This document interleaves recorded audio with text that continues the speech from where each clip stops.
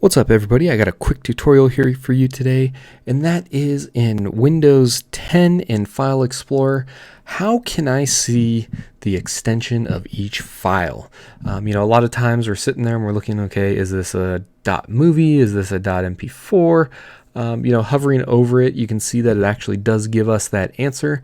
But nonetheless, I'd like it to be more apparent when I look at it each time.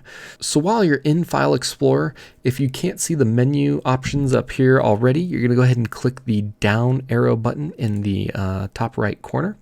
And now you can see we've got 4 tabs up here. You want to make sure you are in the View tab. And then while in the View tab, we're going to go over here to the Show Hide pane, and we're going to click File Name Extensions. So as you can see, when we click the file name extensions, we can see that each of my files now shows its extension.